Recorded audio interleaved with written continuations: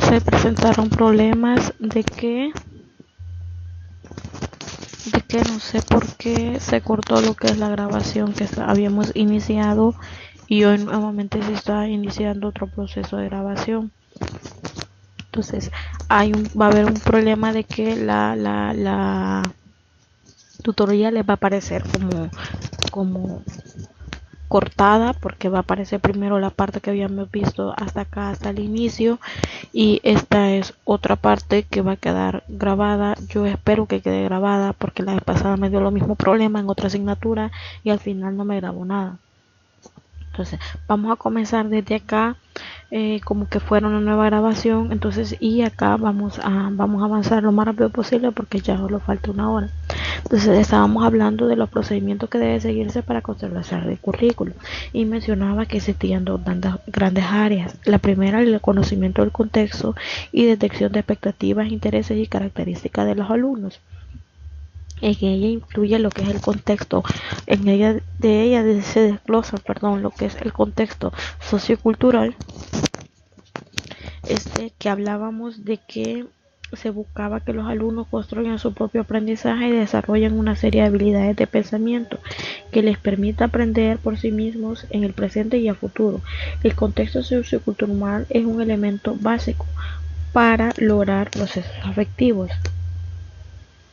Luego hablamos del contexto institucional.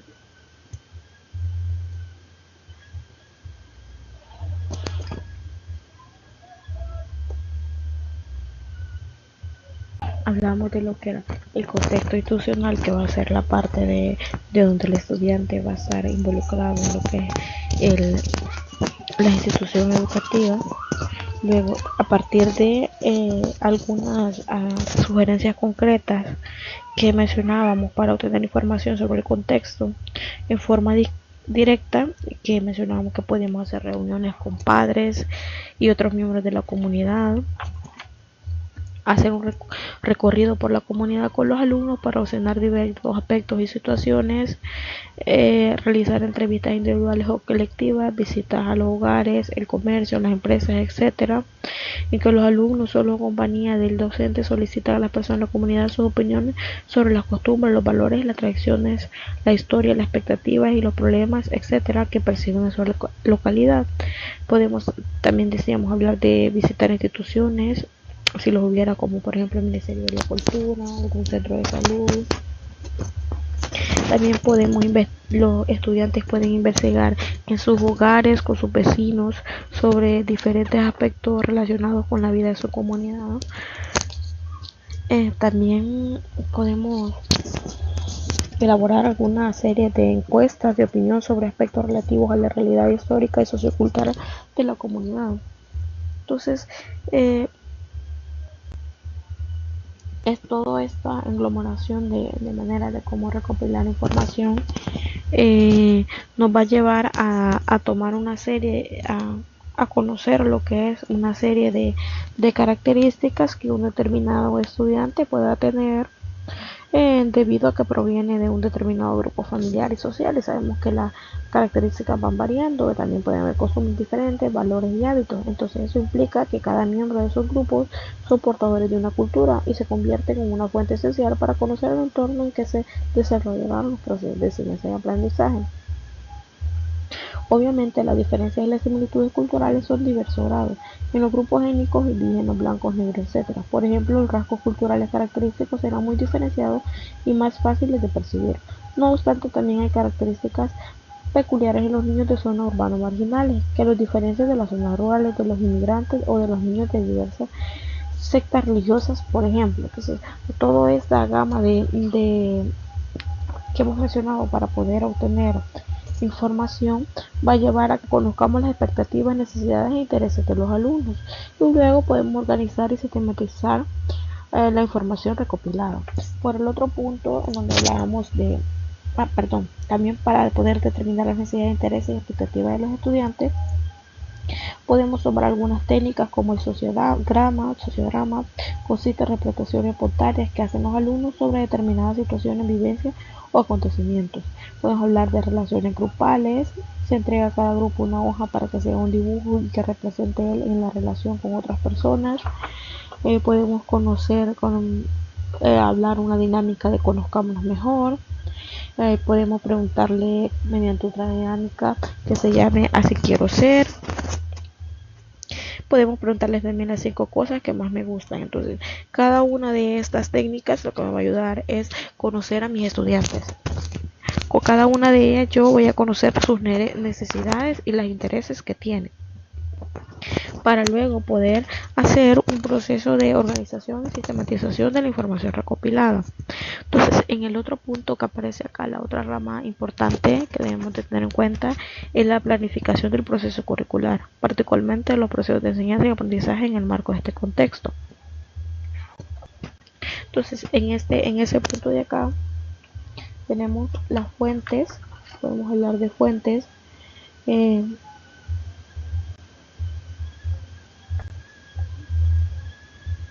Entonces, como una de nuestras fuentes que nosotros tenemos es lo que es el currículo. Bueno, lo que es la parte del currículo nacional, ese proceso de planificación, en este proceso de planificación de oferta educativa y curricular conceptualizada, se ha optado por concentrarse en la institución educativa como el núcleo para realizar la conceptualización. Entonces, por un lado, nosotros teníamos lo que era la parte importante, que es nuestro estudiante, y por la otra parte tenemos lo que es la institución educativa. Esta decisión implica la realización de una etapa de planificación de nivel institucional, la cual se concreta en el diseño de un proyecto curricular institucional que brinda marco para la planificación de los procesos de enseñanza y aprendizaje en el nivel del aula. Entonces, hablamos acerca de lo que es el currículo nacional, la planificación de una oferta curricular contextualizada, y es donde nosotros obtenemos lo que son nuestros productos, que va a ser el proyecto curricular del centro educativo. También sabemos que vamos a tener el proyecto curricular de etapas ahí, y el planteamiento didáctico para el nivel del aula, que vamos enfocado en lo que es nuestro proyecto curricular de etapas, que es parte de lo de la tarea que ustedes tienen plasmada, analizar en un centro escolar los diferentes tipos de proyectos curriculares. Entonces, la primera planificación va a constituir, como le decíamos, el nivel de conceptualización del currículo y sustentará este proceso en el nivel del aula, sobre el proyecto curricular del centro, y se profundizará vamos a hablar en el siguiente capítulo, se habla un poco sobre la otra apartado. Entonces, porque cuando hablamos de currículo nacional, recordemos que tenemos que tener en cuenta muchos aspectos diferentes. Entonces, en esta parte nosotros vamos a hablar un poco sobre qué es la transversalidad, lo que es la parte de la educación inclusiva, entre otros aspectos importantes a incluirse en lo que es la parte del currículo. Entonces, vamos a hablar un poco de, ya se había aquí adelantado la diapositiva. Entonces, un poco de transversalidad como respuesta a las demandas de la educación. La búsqueda de un currículo pertinente que garantice a los alumnos y a la sociedad una propuesta educativa de calidad y equidad es el reto fundamental de la práctica curricular actual. Con respecto a esto, Ángel Díaz dice que la inclusión de los temas transversales en el campo del currículo fue realizada por César Fur en el año 1991, en el contexto de la reforma educativa española. Como su nombre lo indica, son temas que atraviesan el currículo de forma horizontal como de forma vertical.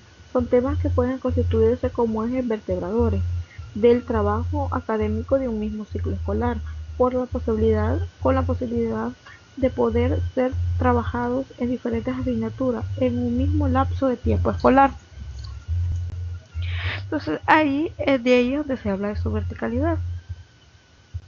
La incorporación de la transversalidad posee una estrecha relación con el reto permanente que tiene la educación y el currículo de desarrollar la formación en valores de los ciudadanos, de acuerdo con las expectativas que la sociedad tiene en ese campo.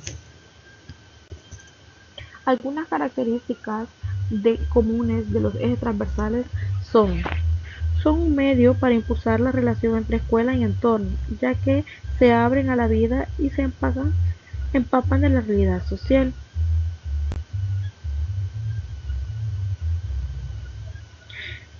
Tiene como finalidad promover una mejora de la calidad de vida para todos. Tiene una dimensión humanística que responde a las demandas y a las problemáticas sociales relevantes. Contribuyen al desarrollo integral de la persona mediante el principio de acción y reflexión. Actúan en la educación en las tres dimensiones: valores y actitudes, procedimientos y conceptos, desde una perspectiva ética. Los valores y actitudes que se plantean en cada tema tienen una relación muy estrecha, puesto que todos se refieren a grandes valores universales, como la justicia, la libertad, la solidaridad, la igualdad, la democracia. Responde a una intencionalidad educativa y por lo tanto se han de planificar y evaluar. Interaccionan entre ellos y con otros aprendizajes.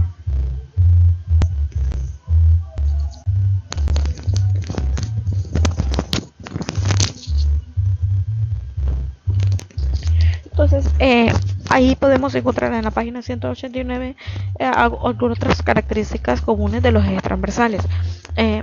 Déjenme mencionarles que aún podría verse y decirse que ya en la parte de lo que es la educación superior no se deben de abordar estos ejes transversales. Entonces, pero eso no es cierto. Entonces, el currículo 21 de la Ley de Educación Superior menciona cuáles son los ejes transversales o los ejes temáticos de ley que por ley deben de darse en lo que es la educación de a nivel básico, intermedio y superior. Entonces, con la experiencia que yo tengo, bueno, la poca experiencia, porque hace poco he ingresado a trabajar en donde soy, de revisar los planes de estudio en el Ministerio de Educación. Entonces, en la parte de educación superior, incorporar esa temática de ley en algunas ocasiones es un poco tedioso. Eso va a depender de la asignatura que se está impartiendo. Les quiero mencionar un poco cuáles son los temáticos de ley que se tienen que dar a conocer o plasmarse, mejor bien dicho, deben de plasmarse en los planes de estudio y su abordaje. Hablamos de lo que es la ley de ética gubernamental, hablamos de el idioma español, el idioma inglés, informática, educación inclusiva, educación ambiental, cambio climático, prevención para la violencia intrafamiliar y de género, prevención a los riesgos y desastres, moral, urbanidad y cívica, y falta uno, y lo que es derechos humanos. Entonces, cada una de esas temáticas deben de ir reflejadas en lo que es el plan de estudio que ellos presentan al Ministerio de Educación. Entonces, este es uno de los aspectos más importantes que se analizan cuando uno está revisando los programas de estudio, para que el abordaje de esas temáticas de ley no sean de una manera aislada, sino que sean de una forma integral en los programas de las asignaturas. Claro está, significa que si yo llevé la carrera de licenciatura en matemática, en las 40 materias que nosotros vemos deben de ir incluido cada uno de estos ejes transversales o temáticas de ley. No, no significa eso. Significa que en toda la elaboración del plan de estudio deben de estar abordados estos. Puede que en alguna asignatura esté, digamos, lo que es la educación inclusiva, puede que en otra asignatura solo esté derechos humanos, en otra asignatura solo se aborde lo que es el idioma inglés y así sucesivamente. Otra cosa que hay que tener bien claro es que la incorporación de estos ejes temáticos no deben de ser en las asignaturas de carácter obligatorio, sino de carácter, optativo, sino de carácter obligatorio.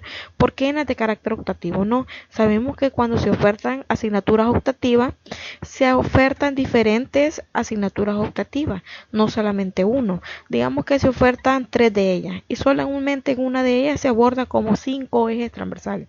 Entonces el problema va a ser es que a uno, ¿quién le garantiza que el estudiante va a escoger esta asignatura? No hay garantía de eso. Por lo tanto, los ejes transversales deben de abordarse en lo que son las asignaturas obligatorias. Entonces es un poco de lo que les quería comentar en mi trabajo. Entonces, justamente acá, cuando hablamos de la transversalidad en los programas de estudio en el área de lo que es básica, se enfoca de acuerdo a los lineamientos emanados del Consejo Superior de Educación.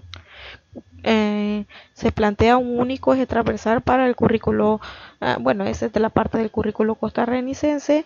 Ellos miran lo que es la cultura ambiental para el desarrollo sostenible, educación integral de la sexualidad, educación para la salud y vivencia de los derechos humanos para la democracia y la paz. Entonces, esto es en cuanto a lo que es el currículo costarricense. Pero como yo les decía, les mencionaba a ustedes, en el currículo nacional, ustedes lo pueden encontrar en el artículo 21 del reglamento de la Ley de Educación Superior, del reglamento, no de la ley, sino que el reglamento puede encontrar los ejes transversales que acá son obligatorios.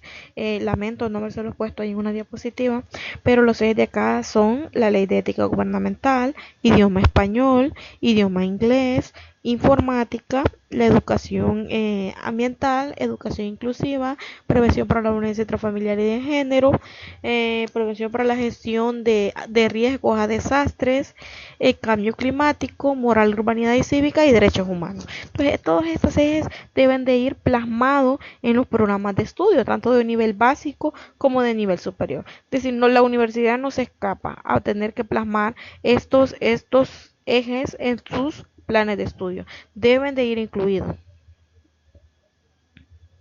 Entonces, la primera pregunta que ustedes tienen que hacer es elaborar un mapa conceptual que muestre la relación que usted considera que debe de haber entre la cultura sistematizada, la cultura cotidiana y la educación en el currículo. Entonces, esta es la primera pregunta, por favor apúntenla y ya saben que ahí está para que ustedes la presenten.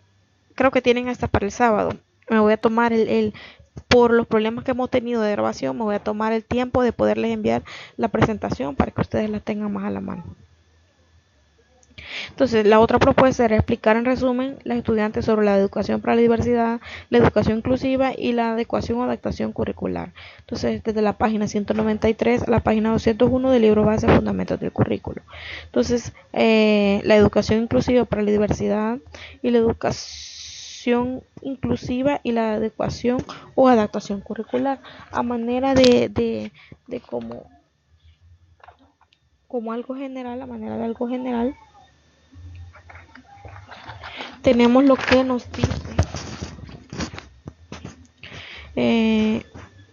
dice como una reflexión inicial a este apartado. Presentamos el pensamiento de Pilar Anay Sánchez de la Universidad de Murcia del año 1992.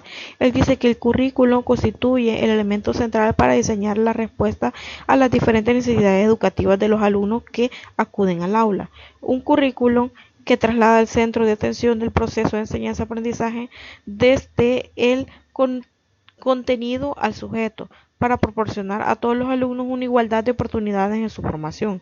De esta manera, se potencian sistemas abiertos de educación que conciben el aprendizaje como un proceso realizado por el propio alumno a través de sus intercambios con el medio y a partir de las particularidades, formas de pensamiento.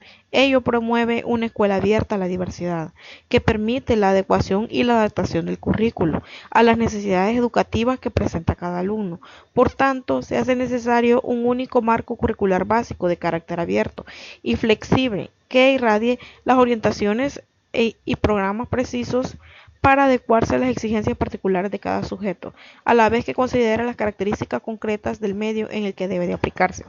Como ya bien lo veníamos diciendo antes, necesitamos lo que es un currículo que sea flexible, porque no todos los alumnos aprenden ni al mismo ritmo ni del mismo modo. Entonces, la educación para la diversidad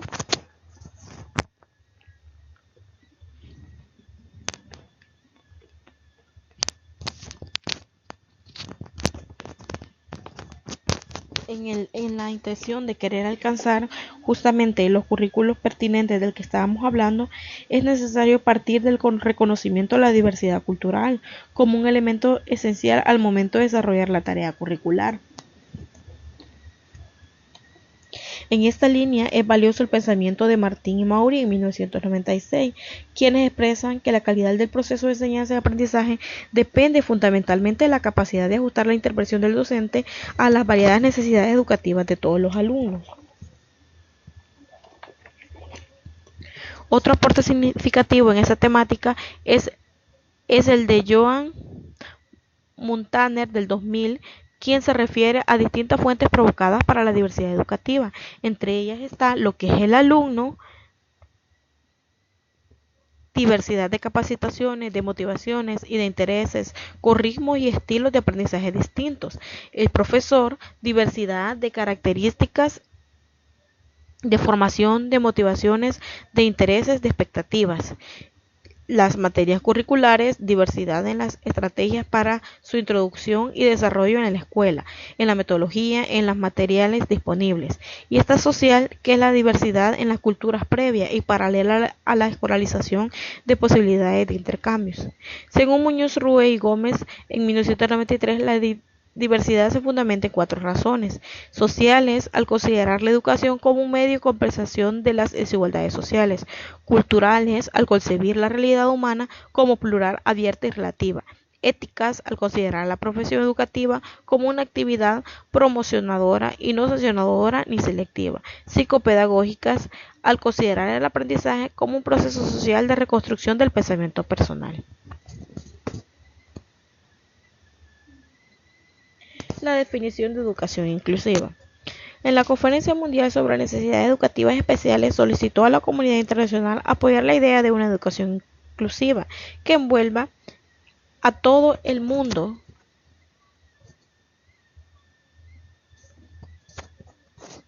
celebrando las diferencias. Concretamente, UNESCO y MED proclaman que todos los niños de ambos sexos tienen un derecho fundamental a la educación y debe dárseles la oportunidad de alcanzar y mantener un nivel aceptable de conocimientos, que cada niño tiene características, intereses, capacidades y necesidades de aprendizaje que le son propios. Los sistemas educativos deben ser diseñados y programados, aplicados de manera que tengan en cuenta toda la gama de esas diferentes características y necesidades. Las personas con necesidades educativas especiales deben tener como acceso a las escuelas ordinarias, que deberán integrarlos en una pedagogía centrada en el niño capaz de satisfacer sus necesidades. Las escuelas ordinarias con una orientación integradora representan el medio más eficaz para cambiar las actitudes discriminatorias, crear comunidades de acogida, construir una sociedad integradora y lograr adecuación para todos, y además proporcionan una educación efectiva a la mayoría de los niños y mejoran la eficiencia y, en definitiva, la relación costo-eficacia de todo el sistema educativo. Aquí me detengo un poquito porque cuando nosotros hablamos que la escuela debe de atender a lo que son a las personas con capacidades especiales, en ese punto yo estuve trabajando en un colegio donde manteníamos a un niño que era con capacidades especiales. Entonces cabe mencionar que para cubrir este aspecto se deben de tener personas que estén capacitadas para ello. En mi caso yo atendía a este estudiante y yo la verdad no tengo ni la más mínima idea de cómo tratar a una persona con esta era una persona con autismo. Entonces, hay muchas ocasiones me comentaban de que el niño actuaba con violencia. Menos mal que en mi clase nunca pasó eso, ¿verdad? Pero entonces no es solo de querer, no es una forma de querer discriminar, sino que deben de haber personas que estén capacitadas para poder atenderlo. Entonces, o capacitar a las personas que tenemos para que puedan atenderlo. Principios de la educación inclusiva. Instituciones educativas que apoyan la diversidad y trabajan en la línea de una propuesta de educación inclusiva deben seguir determinados principios. Leire Darreche Urruxi y otros en el 2010 en el artículo Educación Inclusiva, la inclusión inclusiva como utopía que nos ayuda a caminar, citan las siguientes. Valoran la diversidad promoviendo los derechos humanos y el respeto a las diferencias. Se apuesta por la diversidad como enriquecimiento. El modelo de escuela inclusiva será relacionado con el de la educación intercultural. Posee un currículo amplio, común y flexible. En la escuela existirá un solo currículo. Se aceptan modificaciones fundamentadas individualmente que estén basadas en dicho currículo. Resulta necesario aceptar que los estudiantes aprendan de formas diferentes y el profesorado debe planificar métodos y contextos variados de aprendizaje. Se recurre a estrategias de aprendizaje prácticas que sirvan a todos los estudiantes, los métodos de aprendizaje cooperativo en grupo, las estrategias basadas en las experiencias de resolución de problemas. El profesorado pasa de estar al mando de ser una persona que guía el aprendizaje. Se recurre a las nuevas tecnologías en las aulas, lo que permite al profesorado adaptarse mejor a los estilos y ritmos diferentes de aprendizaje. Se reconocen las inteligencias múltiples. La vinculación con la comunidad resulta necesaria para transformar la oferta educativa. La participación de los padres y madres es muy importante. La escuela inclusiva se preocupa por construir puentes entre el profesorado, el alumnado y la familia.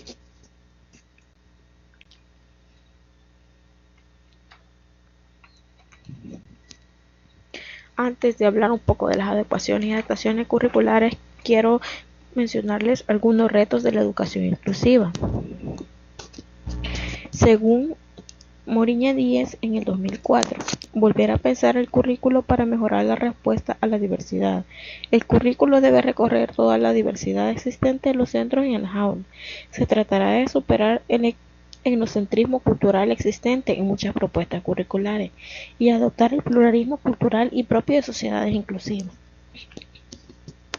Número 2. Redimensionar las propuestas curriculares desde la inclusividad. 3.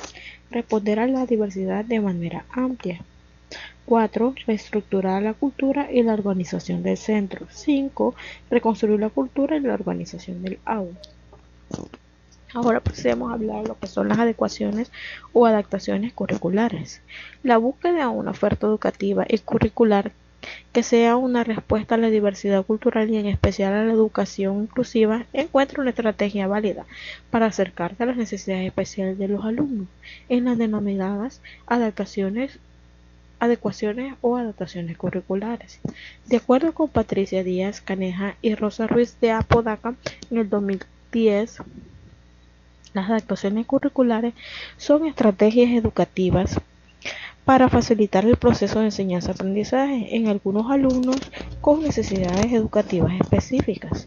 Estas estrategias pretenden, a partir de modificaciones más o menos extensas realizadas sobre el currículo ordinario, hacer una respuesta a la diversidad individual interdependiente de origen de esas diferencias. Historial personal, historial educativo, motivación e intereses, ritmo e estilo de aprendizaje.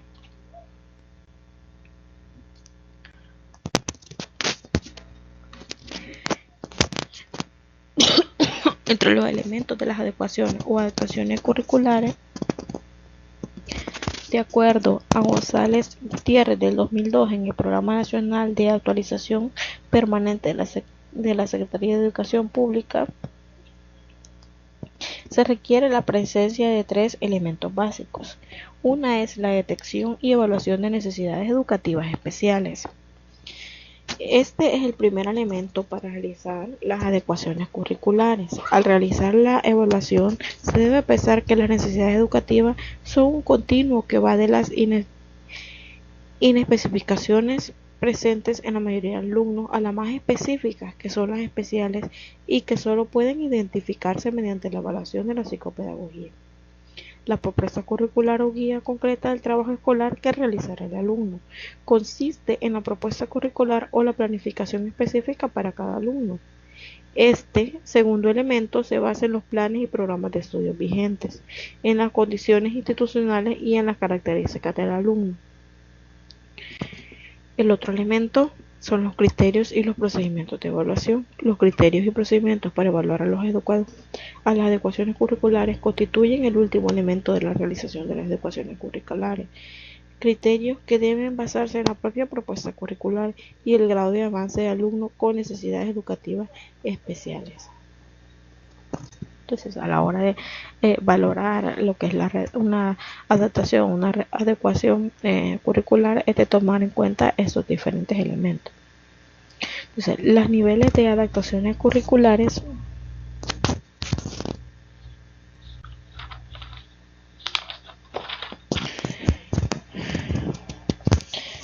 entre ellos se proponen 3 niveles. El primer nivel es la adaptación del currículo del centro, que va dirigida a todos los alumnos del centro. Se plasma en el proyecto curricular de etapa y ciclo consistente en adaptar el currículo oficial a las necesidades y características del alumnado, del centro y de su entorno. Luego vamos a lo que es la adaptación curricular del aula, y este ya atiende algunas dificultades de aprendizaje similares en un grupo de alumnos o en la totalidad del grupo de clase. En estas adaptaciones se adecúan apartados concretos de las unidades didácticas y generalmente se concentran en cambios en la metodología. Luego hablamos de lo que son adaptaciones curriculares individualizadas. Estas adaptaciones se dirigen a alumnos con necesidades educativas especiales. Son ajustes o modificaciones que se realizan sobre elementos básicos del currículo, objetivos, contenidos, metodología y evaluación, para responder a las necesidades de un alumno en particular. Entonces venimos que vamos de la parte general, que son las adecuaciones curricular de centro, que es la parte más general, la englobada, que abarca todo. Luego encontramos que se pueden hacer adaptaciones, lo que es en la parte curricular de aula, que ya vamos a un número específico de estudiantes, ya sea que conforman un grupo de estudiantes de una aula, de un grado, digámoslo así, específico, o alguna parte de esos estudiantes, y ya luego nos concentramos en lo que son las actuaciones curriculares individualizadas. Entonces, este sí ya es específico, referido a un estudiante que pueda tener necesidades educativas especiales. Entonces, por tratarse de una persona que es tratarse de algo tan específico, entonces ello abarca cambiar lo que son objetivos, o adecuar, mejor bien dicho, objetivos, contenidos, metodología, la parte que es de la evaluación. Entonces, los tipos de adecuaciones o adaptaciones curriculares, entre de ellos tenemos la siguiente clasificación. Tenemos lo que son adaptaciones curriculares de acceso al currículo.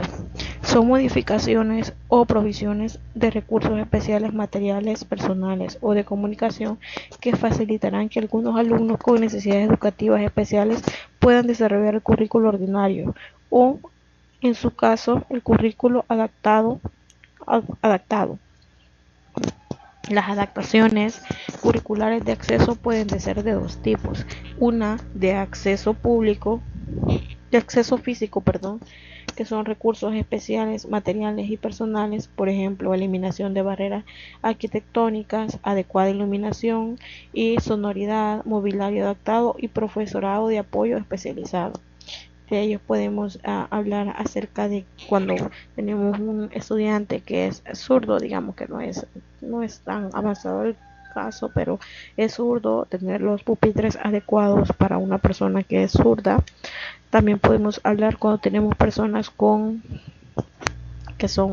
que utilizan silla de ruedas, pues si la clase, digamos, de que el centro educativo está compuesto por una o dos plantas, o necesita incorporarse para una aula, subir lo que es un espacio de gradas, entonces tener lo que son las rampas adecuadas para que estos estudiantes puedan incorporarse a su clase.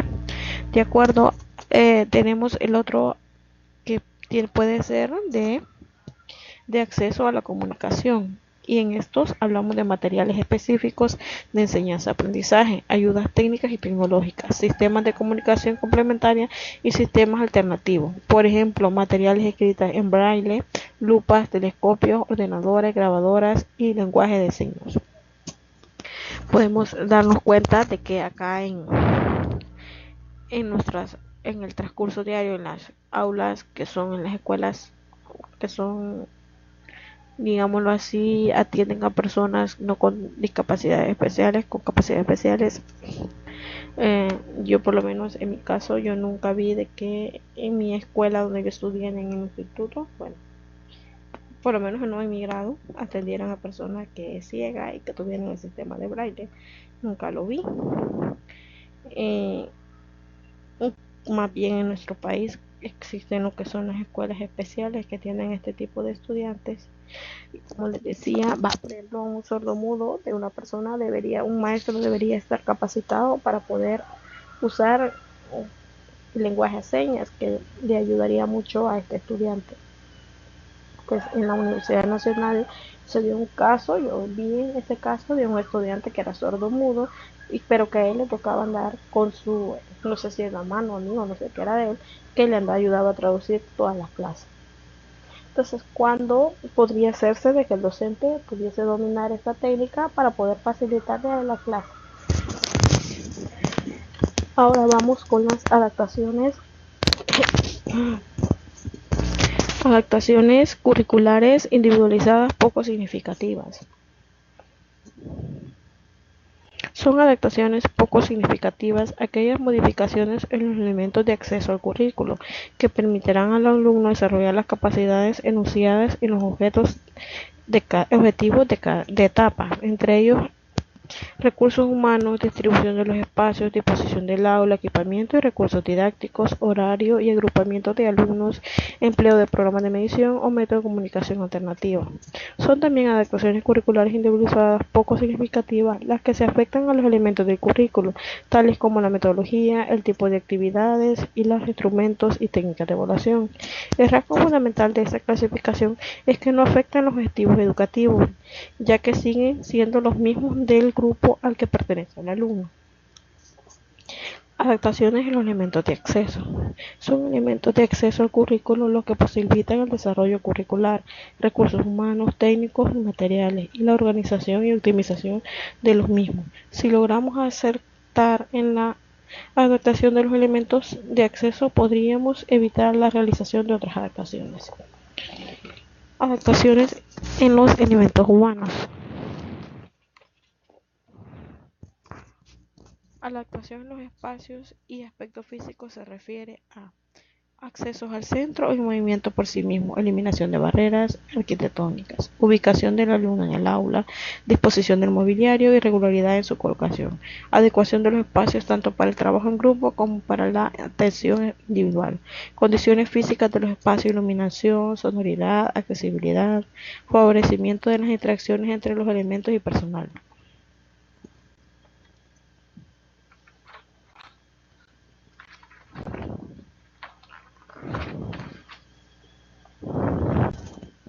Adaptaciones en el equipamiento y los recursos. Disponer del equipo y los recursos didácticos suficientes y adecuados a las necesidades de los alumnos. Crear y confeccionar materiales que por su especialidad y originalidad no están en el mercado. Utilizar el vocabulario suficiente apropiado a las edades y características físicas y sensoriales de los alumnos en general y con necesidades especiales en particular. Incorporar la mayor cantidad de recursos que sean de utilidad para cualquier alumno. Hablamos de la adaptación del tiempo. No todos los alumnos desarrollan las mismas capacidades en el mismo tiempo. Es como lo que veníamos diciendo. A algunos les cuesta un poquito más y a otros menos. Existen alumnos que necesitan de más tiempo para lograr algún objetivo. Adaptar el tiempo implica decisión del tiempo dedicado a cada área, adecuación del tiempo dentro y fuera del aula, aprovechamiento del tiempo fuera del horario lectivo. En este punto cabe destacar que no nos vamos a regir por el tiempo que hace, por ejemplo, para desarrollar los ejercicios los alumnos que son más aventajados a no aventajados. Entonces hay que tener mucho cuidado en este punto. Adecuaciones de los elementos básicos del currículo. Realizan cambios en la metodología, el tipo de actividades, el instrumento y técnicas de evaluación, pero se mantienen los objetivos por lograr. Adaptaciones metodológicas. Utilizar la metodología con lo que más fácilmente se pueden desarrollar las capacidades enunciadas en los objetivos generales de la etapa. Realizar adaptaciones metodológicas previas determinadas a aprendizaje para facilitar al alumno el inicio de una secuencia de aprendizaje. Realizar adecuaciones durante el trabajo de aula que permitan el apoyo o ayuda metodológica y docente. Aplicaciones del tipo de actividades.